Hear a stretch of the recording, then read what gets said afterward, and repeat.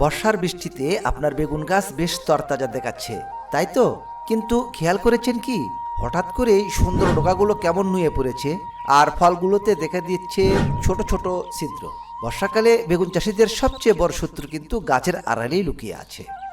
আসসালামু আলাইকুম সম্মানিত চাষি ভাইরা, আমরা অনেক কৃষকই কিন্তু গ্রীষ্মকালীন সময়ে আমরা আগাম বেগুন চাষ করে থাকি আর্থিক লাভবান হওয়ার জন্য। আমরা কি আর্থিক লাভবান হতে পারি না হতে পারি না? তো কি কারণে আর্থিক লাভবান হতে পারছি না?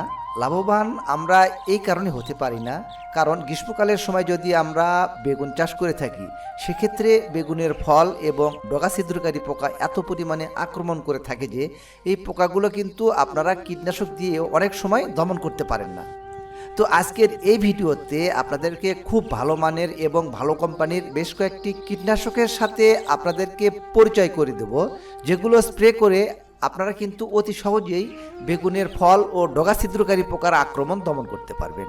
যদি আপনি বেগুন চাষি হয়ে থাকেন, আজকের ভিডিওটি অনেক অনেক গুরুত্বপূর্ণ আপনার জন্য, তাই আজকের ভিডিওটি শেষ পর্যন্ত দেখবেন। সম্মানিত চাষি ভাইরা, আমরা বেগুনের ফল এবং ডগা ছিদ্রকারী পোকার যদি দমন করতে যাই সেক্ষেত্রে প্রাথমিক পর্যায়ে কিছু কিছু কাজ করতে হবে। যেরকমটা হচ্ছে যে আপনারা যখন বেগুনের চারা জমিতে রোপণ করবেন তখন কিন্তু আপনাদেরকে গাছের দূরত্বটা একটু বাড়িয়ে দিতে হবে। তো আপনারা কিন্তু অন্তত পক্ষে 30 থেকে 32 ইঞ্চি পরপর বেগুনের চারাগুলো লাগিয়ে থাকবেন। কারণটা হচ্ছে, যদি বেশি গাছ চাপাচাপি হয়ে যায় সেক্ষেত্রে কিন্তু ডগা ও ফল ছিদ্রকারী পোকার আক্রমণটা অনেক বেশি হয়।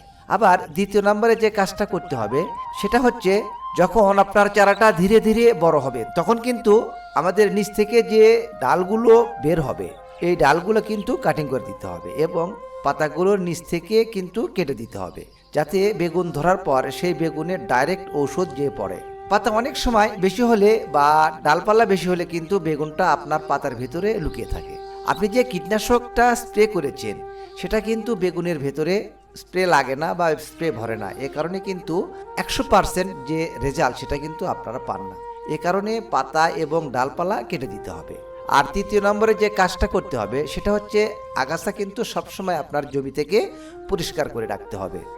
চতুর্থ নম্বরে যে কাজটা করতে হবে সেটা হচ্ছে, আপনার বেগুনের ডগার ভিতরে যে পোকাগুলো ঢুকবে সে ডগাগুলো কিন্তু কেটে দিতে হবে এবং যেগুলো বেগুন ছিদ্র করে বেগুনের ভেতরে পোকাগুলো ঢুকবে সেই বেগুনগুলো কিন্তু জমি থেকে উঠে অন্য কোনো জায়গায় ফেলে দিতে হবে। সম্মানিত চাষি ভাইরা, এবার আসি যে বেগুনের ফল এবং ডগা ছিদ্রকারী পোকা দমনের জন্য কোন কোন কীটনাশক ব্যবহার করব। তো প্রথমে বলছি যে ভালো কোম্পানি এবং ভালো মানের কীটনাশকের সাথে আজকে আপনাদেরকে পরিচয় করে দেব। প্রথমে যে ওষুধটার কথা বলবো সেটা হচ্ছে আপনার সিনজেন্টা কোম্পানির ইনসোপিও। তো এই ইনসোপিও খুবই ভালো মানের কীটনাশক। এটা কিন্তু বেগুন গাছের ফল এবং ডগা ছিদ্রকারী পোকার জন্য খুব ভালো একটা রেজাল্ট দিয়ে থাকে। আর দ্বিতীয় নম্বরে যে ওষুধটার কথা বলবো সেটা হচ্ছে আপনার হেকিম কোম্পানির হ্যারন। এই হ্যারন ওষুধটা কিন্তু আমরা এই পোকা দমনের ক্ষেত্রে ব্যবহার করতে পারবো। তৃতীয় নম্বরে যে ওষুধটার নাম বলবো সেটা হচ্ছে আপনার মিমপ্যাক্স কোম্পানির সুরেট প্লাস। এই সুরেট প্লাসটা কিন্তু আমরা বেগুনের ফল এবং ডগা ছিদ্রকারী পোকার জন্য ব্যবহার করতে পারবো। সর্বশেষ চতুর্থ নম্বরে যে ওষুধটা আমরা ব্যবহার করব সেটা হচ্ছে অটো কোম্পানির ট্রেসার। ট্রেসার কিন্তু আমরা বেগুনের ফল এবং ডগা ছিদ্রকারী পোকার জন্য ব্যবহার করতে পারবো। সম্মানিত চাষি ভাইরা, এবার আসি যে কোন ওষুধটা কতটুকু পরিমাণে আমাদের এই বেগুন গাছে দিতে হবে এবং কোনটার সাথে কোনটা দিতে হবে সেটি আলোচনা করার আগে বরাবরের মতো ছোট্ট একটা রিকোয়েস্ট, এখনও আপনারা যারা আমাদের এই চ্যানেলটি সাবস্ক্রাইব করেন নাই অবশ্যই চ্যানেলটি সাবস্ক্রাইব করে আমাদের এই ছোট্ট পরিবারের সদস্য হন। আর অলরেডি যারা সাবস্ক্রাইব করেছেন তাদেরকে জানাই অসংখ্য অসংখ্য ধন্যবাদ। চলুন আমরা কথা না বাড়িয়ে মূল আলোচনা শুরু করি। তো ইনসোপিও যেটা আছে, এই ইনসোপিটা কিন্তু আমরা 16 লিটার পানিতে 10 থেকে 12 ml পর্যন্ত, আমি আবারও বলছি 16 লিটার পানিতে 10 থেকে 12 ml পর্যন্ত আমাদের বেগুন গাছে স্প্রে করতে পারবো। তো ইনসোপিওর সাথে আর অন্য কোনো ঔষধ মিক্স করার কোনো দরকার নেই, শুধু ইনসোপিওটা দিলেই ভালো একটা রেজাল্ট পাবো। যত ভালো কোম্পানির ওষুধ হোক না কেন, আপনি যদি একটু নিয়মের মধ্য থেকে যদি স্প্রে না করেন সেক্ষেত্রে কিন্তু কখনো এই ওষুধের ভালো একটা রেজাল্ট পাবেন না। সেটা হচ্ছে, আমরা যে ইনসোপিওটা ব্যবহার করছি এই ইনসোপিওটা ব্যবহার করার পরে অন্তত পক্ষে 10 থেকে 15 দিনের মধ্যে এই ইনসোপিওটা আর আমরা বেগুন গাছে স্প্রে করব না। সেক্ষেত্রে কিন্তু আমরা যদি ঘন ঘন স্প্রে করে দিই সেক্ষেত্রে কিন্তু পোকা যেটা আছে সেটা কিন্তু আর দমন হবে না। এক্ষেত্রে আমাদের লক্ষ্য রাখতে হবে যে এই গ্রুপের ঔষধ বা একই গ্রুপের ঔষধ বারবার ব্যবহার করা যাবে না। তো ইনসোপিয়াটা স্প্রে করার পর আমরা 4 থেকে 5 দিন পর যে ওষুধটা স্প্রে করব সেটা হচ্ছে হ্যাকিম কোম্পানির হেরন, প্রতি লিটার পানিতে 1 মিলি, এবং এর সাথে বায়ার কোম্পানির ফেনস্কুইক, এই দুটো ওষুধ কিন্তু আমরা একসাথে স্প্রে করব। তো হেরন আমরা কিন্তু প্রতি লিটার পানিতে 1 মিলি হারে দেব, এবং ফেনস্কুইক যেটা আছে এটা কিন্তু আমরা প্রতি লিটার পানিতে 1 মিলি হারে এই দুটি ওষুধ একসাথে স্প্রে করতে পারবো। আর এই দুটো ওষুধ যদি আমরা একসাথে স্প্রে করি তাহলে কিন্তু ভালো একটা রেজাল্ট পাবো। এরপরে যে ওষুধটা আমরা স্প্রে করব সেটি হচ্ছে মিমপ্রেক্স কোম্পানির সুরেট প্লাস। তো সুরেট প্লাস কিন্তু আমরা প্রতি লিটার পানিতে 1 মিলি হারে স্প্রে করব, এবং এর সাথে আমরা ন্যাশনাল কোম্পানির অ্যামিথ্রিন প্লাস 16 লিটার পানিতে 8 থেকে 10 গ্রাম হারে আমরা কিন্তু এই দুটো ওষুধ একসাথে আমরা স্প্রে করব।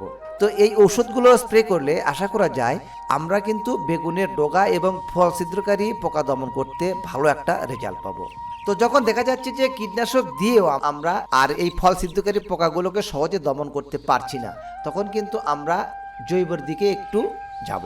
জৈবের মধ্যে আমরা যেটা স্প্রে করব সেটা হচ্ছে অটো কোম্পানির ট্রেসার কিন্তু আমরা 16 লিটার পানিতে 5 মিলি পর্যন্ত ব্যবহার করতে পারবো।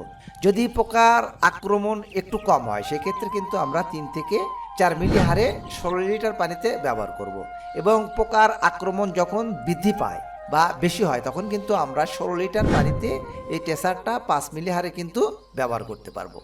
সম্মানিত চাষি ভাইরা, প্রথমেই বলেছি যে একই ঔষধ বারবার স্প্রে করা যাবে না। যেটা যতই ভালো হোক বা ভালোই কাজ করুক, সেটা যতই ভালো কোম্পানির হোক, এক ঔষধ বারবার ব্যবহার করা কিন্তু চলবে না। আপনাদেরকে কিন্তু ওই গ্রুপের ঔষধ অন্তত 10 থেকে 15 দিন বেগুন গাছে স্প্রে করা যাবে না। অর্থাৎ আমরা কিন্তু একই গ্রুপের ঔষধ বারবার স্প্রে করব না। আমরা যে ওষুধটা স্প্রে করতেছি এই ওষুধটা স্প্রে করার পরে আমরা কিন্তু 4 দিন পর পর একটি গ্রুপের ওষুধ স্প্রে করব, তবে কিন্তু আমরা ভালো একটা রেজাল্ট পাবো। সম্মানিত চাষি ভাইরা, আমরা যারা গ্রীষ্মকালীন সময়ে বেগুন চাষ করে থাকি, অন্তত কার্যকারী কীটনাশকের মধ্যে যে কয়েকটি কীটনাশক ভালো কাজ করে সেগুলো কিন্তু আমি আজকের এই ভিডিওতে তুলে ধরার চেষ্টা করলাম। আরেকটি বিষয় আপনাদেরকে জানানো খুবই দরকার, সেটি হচ্ছে আপনার বেগুন গাছে অতিরিক্ত মাত্রায় কীটনাশক ব্যবহার করার ফলে বা স্প্রে করার ফলে বেগুন গাছের কিন্তু গ্রোথটা বা বৃদ্ধিটা কমে যায়, গাছগুলো অনেকটা শক্ত হয়ে যায় বা গাছের ফলগুলো আর বড় হতে চায় না। সেক্ষেত্রে আমাদেরকে যেটা করতে হবে সেটা হচ্ছে একটু নিয়মিতভাবে আমাদের বেগুন গাছে ভিটামিনের প্রয়োগ করতে হবে বা স্প্রে করতে হবে।